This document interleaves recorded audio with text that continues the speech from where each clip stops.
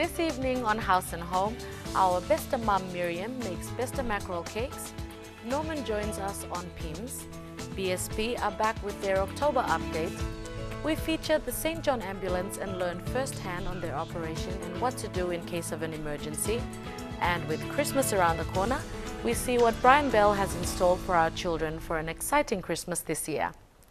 A very good evening to you all and hope the week has kicked off on the right foot for you. With only 2 days to go and we'll be in the month of November, my how time flies. And next week Tuesday is the all too famous Melbourne Cup Day. So for all you regular punters and one-off punters, good luck and may the best horse win. On with the show, we head straight into the House and Home kitchen and join our besta mum Miriam for some besta mackerel cakes. It's the tastiest tuna in a can. It's the new Besta Tuna Chunks in 185 grams. Packed with 100% premium white meat goodness. The finest export quality tuna is now available nationwide in oil and brine. Besta Tuna Chunks and Bestia, proudly PNG made. Good night everyone and welcome back to another Cooking with Besta program. For tonight's recipe, I will show you how to prepare Besta mackerel cakes. In front of me we have 3 whole potato mashed, half a cup flour, 2 eggs beaten, half a cup minced onion, half teaspoon pepper, half teaspoon salt, 2 tablespoons lemon juice, half a cup cooking oil, and our main ingredient, besta mackerel in oil in 155 grams. So firstly, we add in our mashed potato.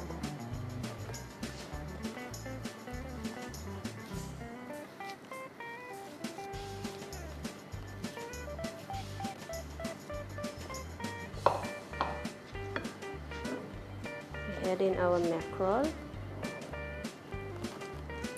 Flake it up. Add in our minced onion,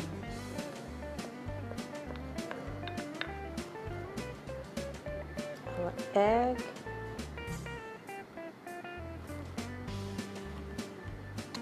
lemon, our salt, and pepper to spice it up. We mix it all together.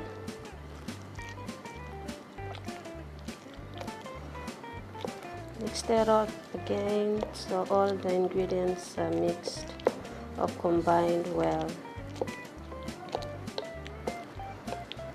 Remember, I have used the besta mackerel in natural oil to prepare this recipe. Now that our mixture is done, we light up our pan, add in our cooking oil,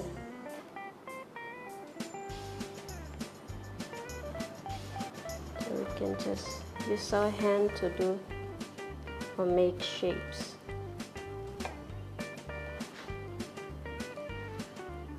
Add it inside the flour for coating.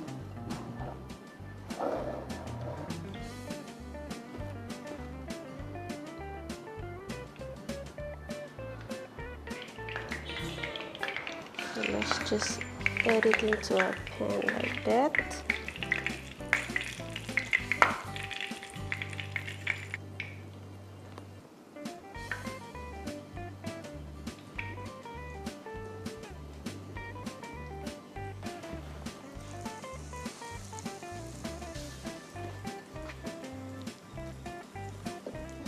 You can never go wrong when cooking with besta mackerel in oil. Very easy recipe to prepare, and you can make all sorts of shapes for your children to enjoy.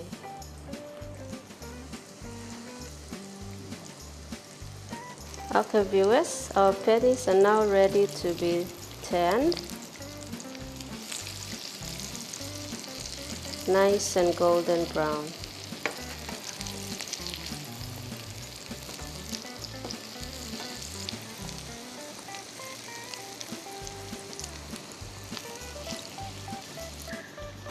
Leave it to fry until the cakes are evenly cooked. Okay viewers, our Besta mackerel cakes are now ready to be served.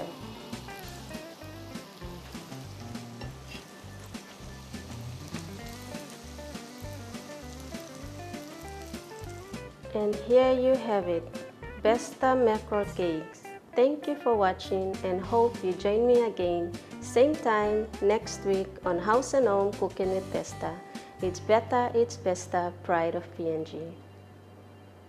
It's the tastiest tuna in a can. It's the new Besta tuna chunks in 185 grams, packed with 100% premium white meat goodness. The finest export quality tuna is now available nationwide in oil and brine. Besta tuna chunks and Bestia, proudly PNG made.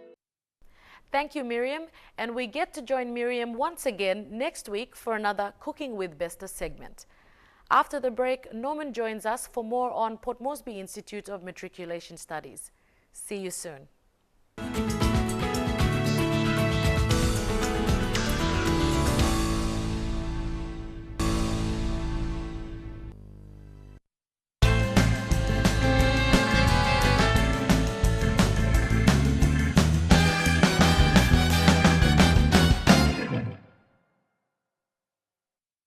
Now that most primary and secondary examinations are drawing to a close for 2013, it will be an anxious next few months for many students, particularly in grades 8, 10, and 12, as they wait and hope for further opportunities in 2014. As I've been highlighting in previous episodes, providing post-secondary study and training opportunities in our tertiary institution continues to be a real challenge for our country. As bad as the school dropout numbers are right now, the problem, particularly at the end of grade 12, will be compounded, become so large and almost unmanageable in a few years' time if and when the government's compulsory education policy takes effect. To give an overall take and reminder on the current combined school dropout problem, if recent trends hold, almost 50% of the 170,000 students in the three grades of 8, 10, and 12 who set for exams this year in 2013 will not get selected to proceed to the next higher level of learning. This works out to be a combined total of around 85,000 plus students from grade 8, 10, and 12 who will become school dropouts in 2013. Most of us do not need to be convinced any further that these dropout numbers coming out of our education system is truly dreadful. These dreadful statistics, unfortunately, will do a dramatic shift to the end of grade 12 when the government's compulsory education policy takes effect. Let me do a projection, a conservative one I might add, of the magnitude of the grade 12 dropout problem in a few years from now if the government's compulsory education to grade 12 is implemented. Based on the total grade 8 enrollment figure of 106,000 in the country in 2013, we can logically assume that the same enrollment figure of 106,000 minimum will be repeated in 2014. If, say, the government's compulsory education policy starts in 2014, then this number of students potentially will all transit all the way to grade 12 in 2017, which is only 4 years from now.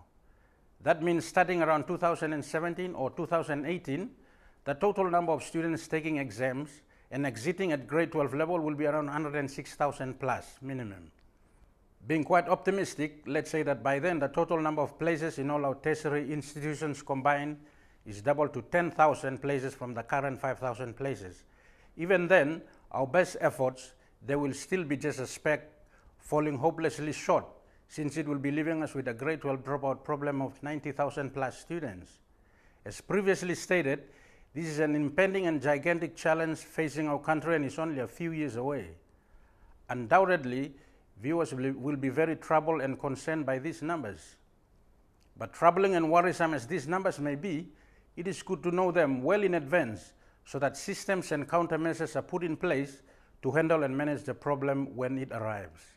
Apart from the necessary requirement that the government and other agencies must build more tertiary institutions to cater for the overwhelming number of future grade 12 school leavers, I will now suggest a few solutions which the government, public and private institutions and others can consider.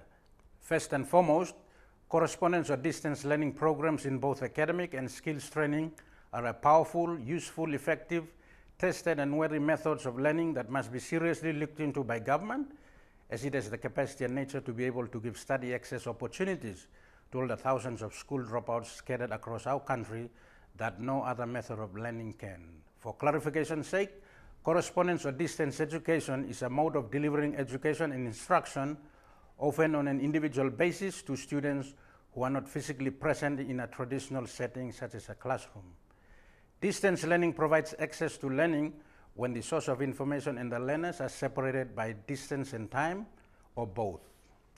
The number 2 option that can be considered is for the government to fast-track the establishment of PNG's first open university, as stated in the Vision 2050 document, in which tertiary and open distance learning and online internet learning must take prominence. Number 3, various existing tertiary institutions must start offering courses using online and other distance learning methods so that thousands more students can have access to study opportunities, even though they are not physically enrolled on a campus. Number 4, the government must give greater support to existing public and private institutions that are running correspondence or distance learning programs. And number 5, more capable and credible public and private institutions must be established to provide diploma and other tertiary level programs to help with the grade 12 dropout situation. In response to the compelling situation, we at PIMS have been doing the necessary groundwork for some time now and will be offering diploma courses in business, computing, computer science and other skills courses through the establishment of a new institution in 2014, which is separate from PIMS, to be called the Norman Sike Institute, after my name of course. Detailed and further information about this new institute and programs will be published soon. For the benefit of viewers, let me end the discussion here by highlighting the advantages of correspondence or distance learning. Number 1, it reduces the infrastructure cost, since the majority of students study at a distance, they study away. Number 2, there is wider accessibility to remote students, mature or working students, and here the advantage that there is no limit to enrollments in correspondence or distance studies. Number 3, it reduces transport and accommodation cost. Number 4, you can study anywhere at any time. And number 5, you can study at your own pace or self-paced learning. In our next episode, we will provide further details on the correspondence, matriculation and secondary courses offered at PIMS, plus a brief insight into how we have been running and managing our correspondence distance education program. An important part of that operation, which I will spend some time describing, is our computer enrollment database system, which we use to manage the thousands of students that we have in formal, informal, full-time and correspondence education, enrolling for multiple subjects in multiple PIMS centers over the years. For further information on some of these courses and application forms, please contact the following address on the screen. PIMS NCD, PO Box 775, Boroko, NCD. Phone number 325-4815, mobile number 71068-149. Our email address is pimsinfoa@gmail.com, and our website address is www.pims.ac.pg. Once again, and unfortunately, our time is up for this episode. We hope that some of the information that viewers have seen will be beneficial and eye-opening as we all face the daunting prospects and challenges in education in our country in future. Thank you all for your attention, and see you all in the next PIMS episode, which is 2 weeks from now. Thank you very much.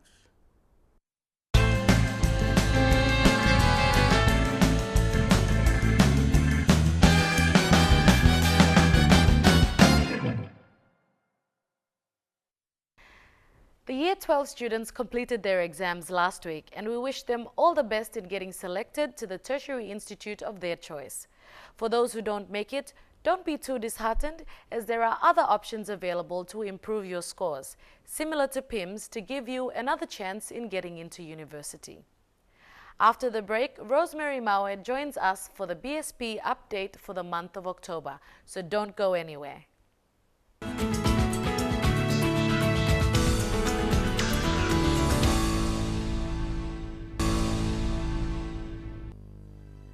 BSP is expanding the largest branch network in the South Pacific with new containerized branches. New ideas, new technology, new service. Where it's needed, we go where the other banks don't.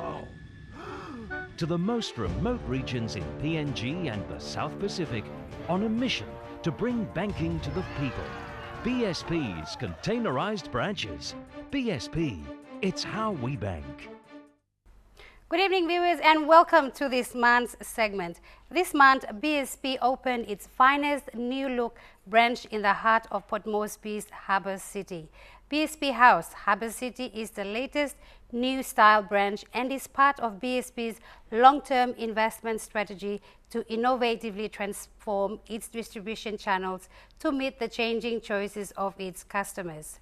Based on customer-centered design principles, BSP Haus Harbour City offers a modern, interactive space for customers to relax, transact, and explore their financial needs. Located along the Port Moresby freeway, this stylish branch has a main branch lobby as well as a premium banking center for its priority and corporate customers. Now, on top of that, the premium banking center will also have internet banking facilities available. Now, another outstanding feature is the stunning modern ATM lobby, which contains a deposit ATM, which is the first of its kind in PNG. Also, there will be 3 cash-out ATMs and is open 24/7. Apart from expanding our branch network and providing innovative channels, BSP continues to grow with its customers. In April this year, BSP partnered with Super Value Store, or SVS, in their Super Village Store program.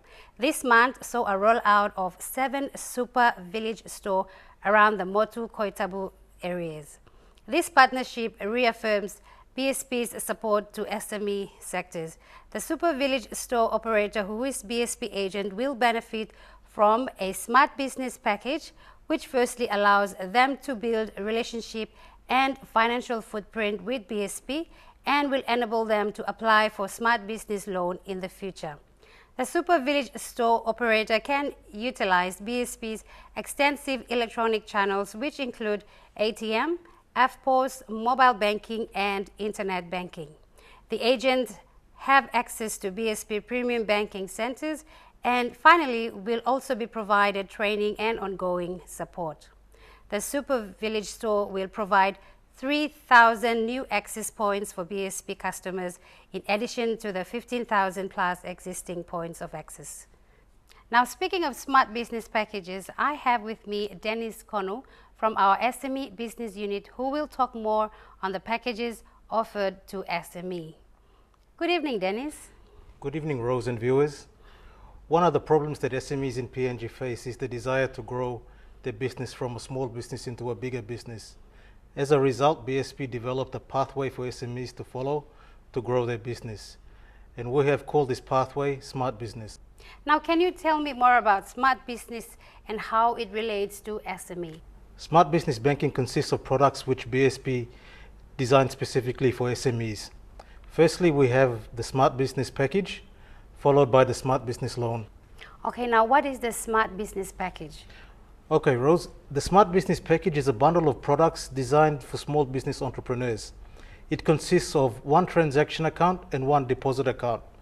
All Smart Business transaction account products can be accessed at FPOS devices, ATMs, internet banking, and also via mobile banking.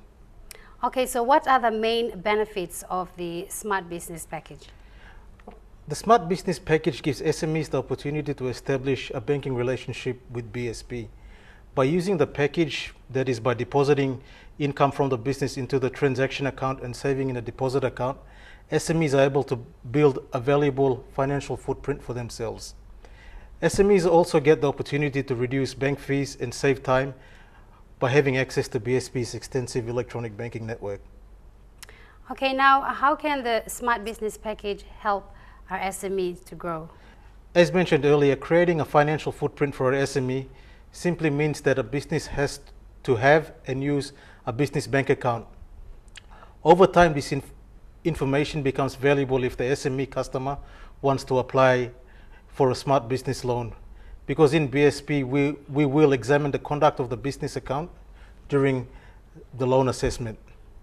So basically, the pathway for SME to grow is to firstly establish a smart business package and start using the accounts in the package. Over time, if the business wants to apply for a smart business loan to grow their business and expand, they will need to show BSP the conduct of their business account. Thank you, Dennis, for that insight on BSP's smart banking packages. Well, now we move into activities sponsored this month.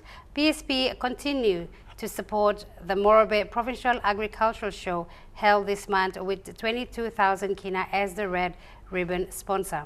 BSP lay team was at the showground opening live accounts and registering customers on mobile banking. A huge turnout of 60 plus cultural groups and thousands of showgoers attended. City Mission also received a timely donation of 5,000 kina to assist celebrate its 20th anniversary in PNG.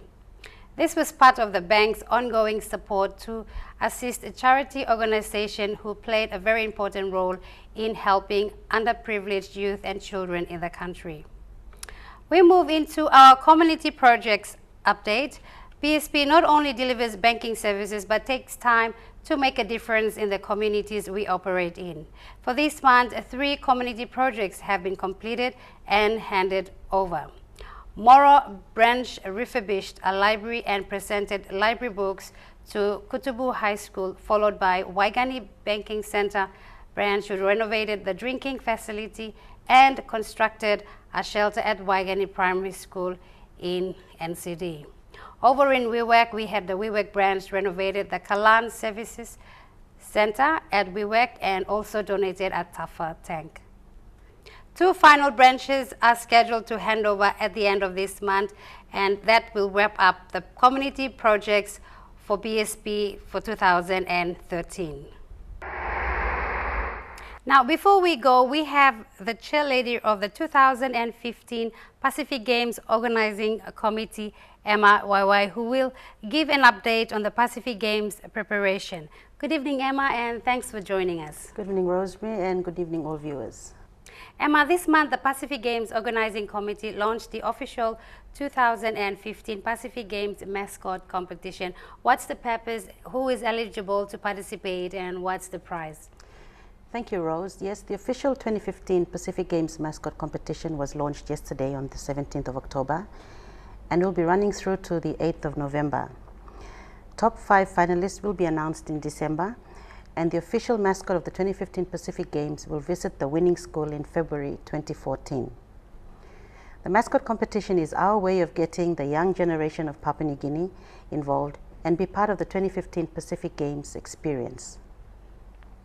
Schools have a chance to tell us what they think should be the mascot for the 2015 Pacific Games and why they have chosen that particular mascot. Give us a drawing of it either by hand or by computer, and all schools are encouraged to send in as many entries as possible. Your school can be the lucky winner of the 10,000 kina prize money. Schools in NCD can either drop off their completed entry forms in a box at our office, which is located at Telecom Romana building, the ground floor in Waigani, and all schools around the country can forward their entries to our postal address, which is PO Box 2015 Konedobu, NCD, or email us on mascot@portmoresby2015.com, all in lower cases. More information on the mascot competition, you can now find us on our official website, which is www.portmoresby2015.com, or you can also follow us on Facebook and Twitter and like us there. Thank you, Emma. And there you go, kids. Start drawing a mascot and send those entries in to win a massive 10,000 kina for your school. Well, viewers, this has brought us to the end of our BSP segment for tonight. Join us next month for more updates. Until then, good night. BSP is expanding the largest branch network in the South Pacific with new containerized branches. New ideas, new technology, new service. Where it's needed, we go where the other banks don't. To the most remote regions in PNG and the South Pacific on a mission to bring banking to the people. BSP's containerized branches. BSP, it's how we bank. And we'll join Rosemary again next month for more updates on more of their community projects and courses they get to support in the month of November. Speaking of November, as I mentioned, we are only 2 days away until we get to the 1st of November. And with that, Christmas draws much closer. What have you planned for this Christmas? Well, Brian Bell has some pretty awesome gift ideas for our children out there of all ages. And for certain, I know some of you mom and dads out there will be wanting to muscle in to have a go at some of these pretty nifty gift ideas. Join me after these messages as we get to see what they are. See you soon.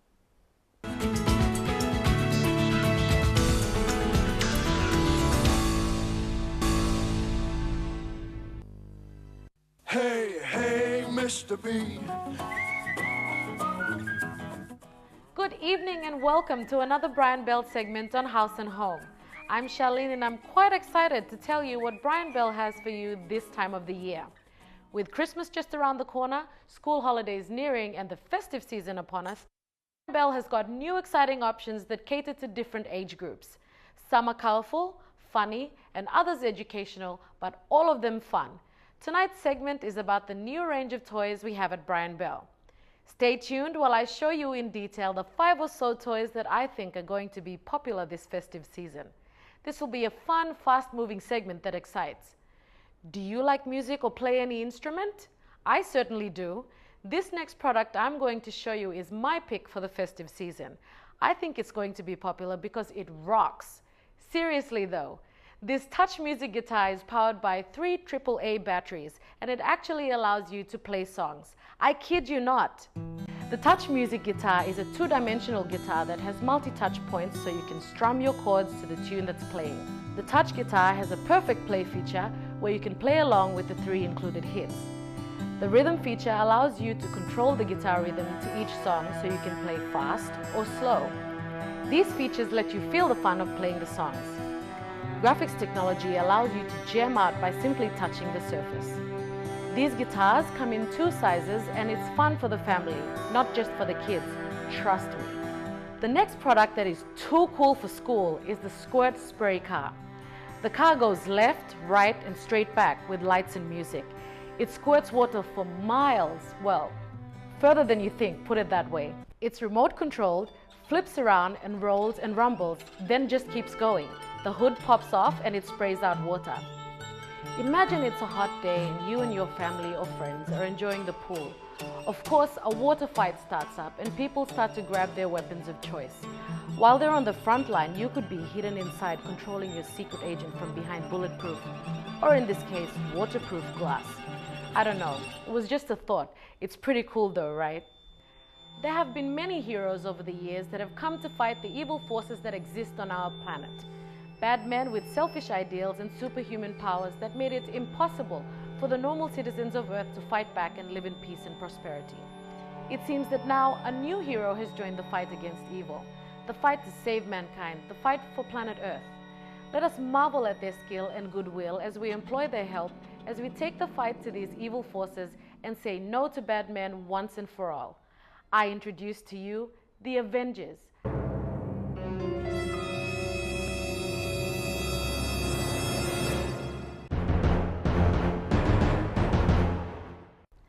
Thanks for interrupting my segment, Mr. Avenger. Who was that? Anyway, come down and check out that guy and his friends. I think I saw them in here a few minutes ago.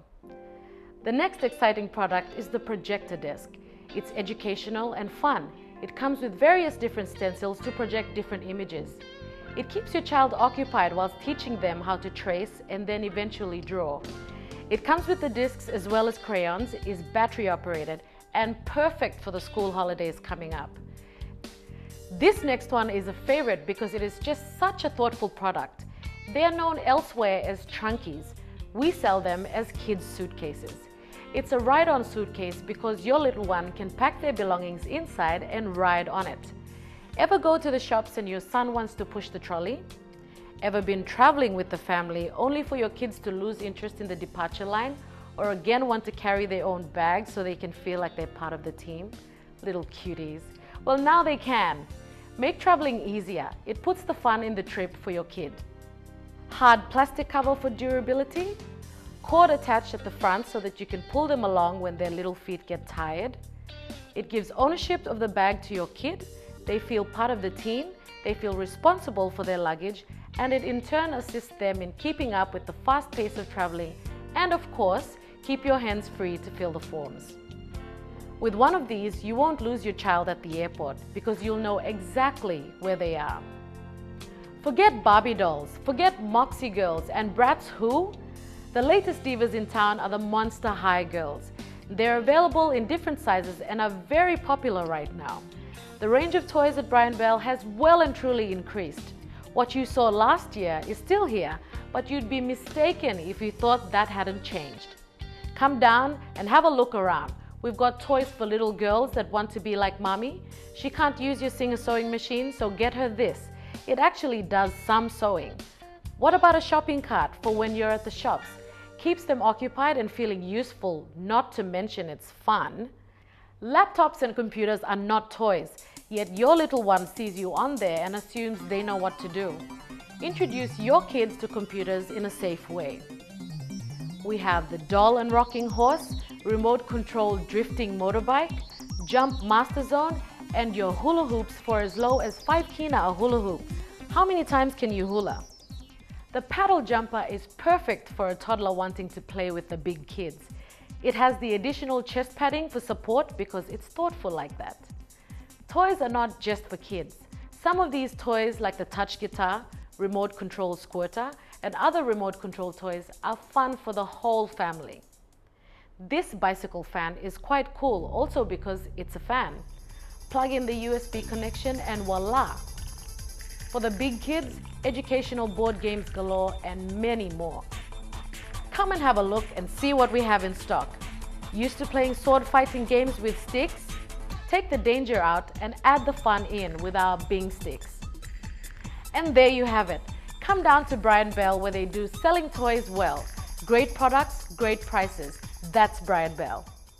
Best price, best quality, guaranteed at Brian Bell. Right on, Mr. B. After the break, we get to visit the St. John Ambulance and learn a thing or two on first aid.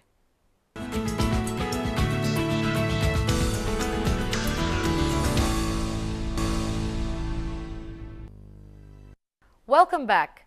Before the break, we had the Brian Bell segment with their gift ideas for Christmas, and gosh, what a huge range of toys to choose from.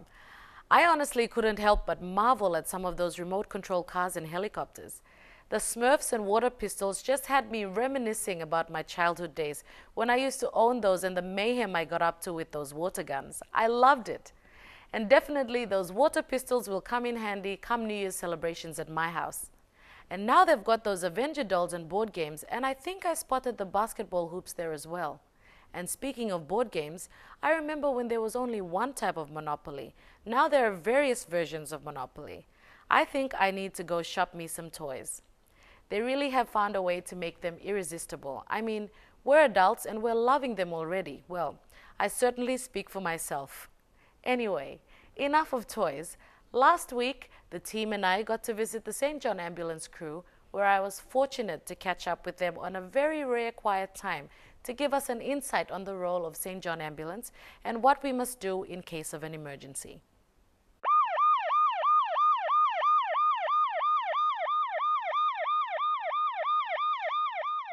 Captain Alicia Giguera, just talk us through the two demonstrations that you have just done. The two demonstrations that I've done so far, I've demonstrated how to deal with unconscious patients. There are two types of unconscious patients that we deal with in the ambulance service.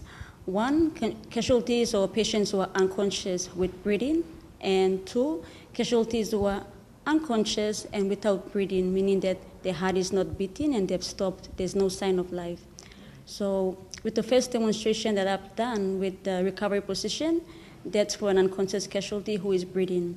Now, the importance of placing a casualty in the recovery position is to maintain a clear and open airway so that when a casualty is laying on his or her side, the tongue does not fall back to the airway and blocks the airway off. So that's the most important thing. The importance of side position, placing someone in the side position so they recover quickly.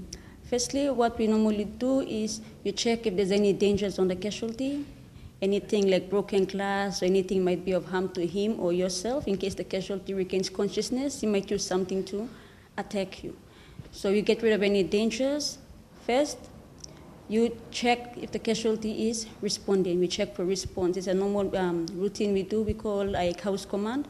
We just give simple commands like can you hear me? Open your eyes. If you know that person by name, you ask them. If it's John, John, what is your name? John, can you hear me? If there is no response, we place the casualty in the side position. So firstly we get the arm that's closest to you across the chest, the arm that's away from you on the other side, spread out. You bend the leg of the casualty, bend the leg that's closest to you, elevate that, bend at the knee, then grasp and support the casualty's neck and shoulders, the belt line.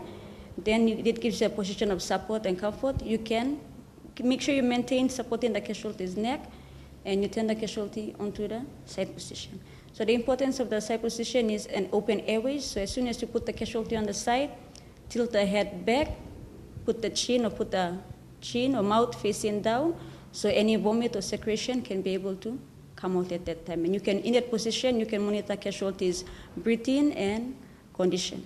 With the CPR, which is performed on unconscious, unbreathing casualties with no heartbeat, number one, we check for danger. If danger is clear to the casualty, you check for response. We follow the same Haus command as for side position.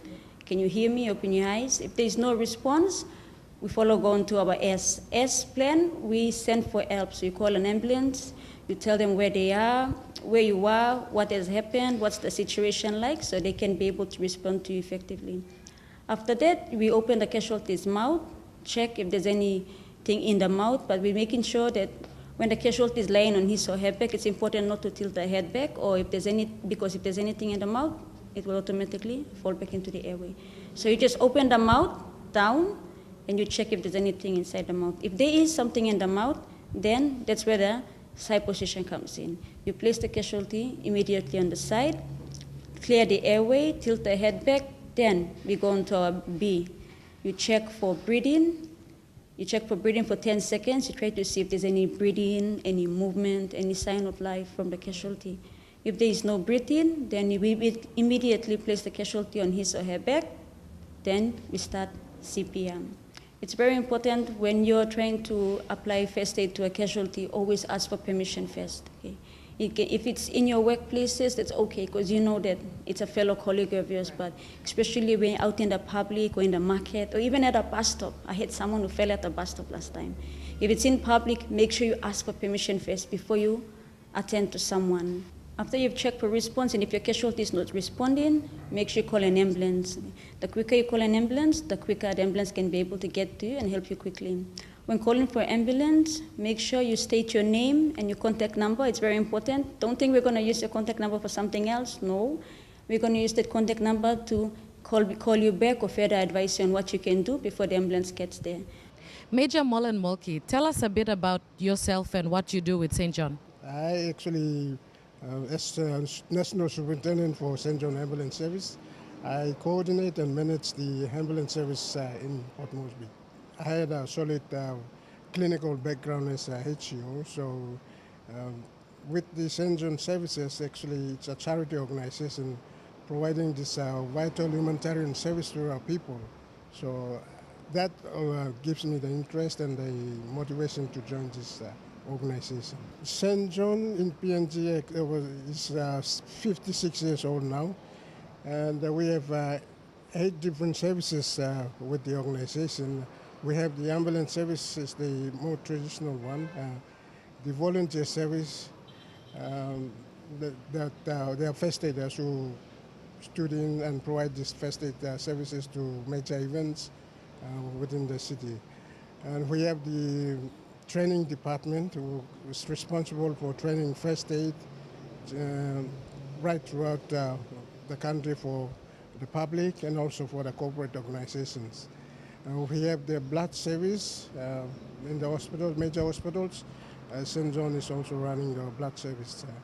We have the cadet service for the junior ones, smaller ones. We want to bring them up to have this heart to serve the other people in the community. So this is the cadet division within the organization. We have the blind service, and the recent one and the biggest division is the health service, where we operate the Gero District Hospital and Gordon's Clinic.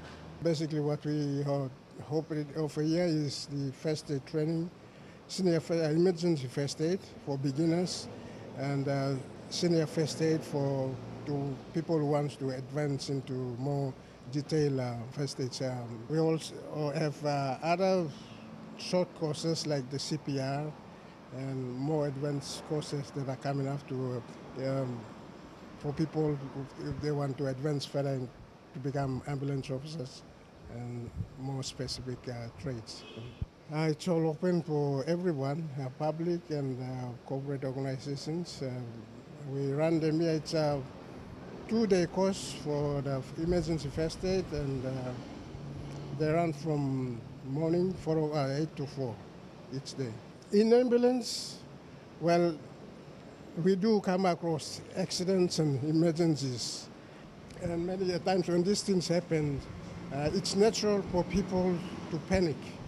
And when one is panicking, they do the wrong things, and they don't do the simple life-saving things that might help preserve the life until expert medical assistance arrive or we get the casualty to a healthcare facility.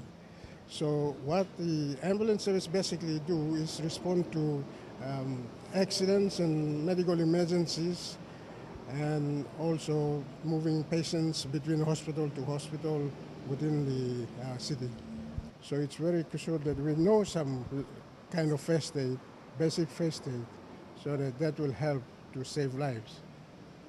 Basically, first aid is for everyone, mothers and children in school, employees, people who are involved in high-risk jobs, like in the mining or building construction industries. In fact, everybody should know about first aid. Yeah. My appeal to the public out there is that this 111 is an emergency life-saving line. And you never know, one time it could be you that you are in serious need of an ambulance, and people continue to be obstructing the calls, and you cannot get the service. So keep away from this 111. Only call if you need an ambulance.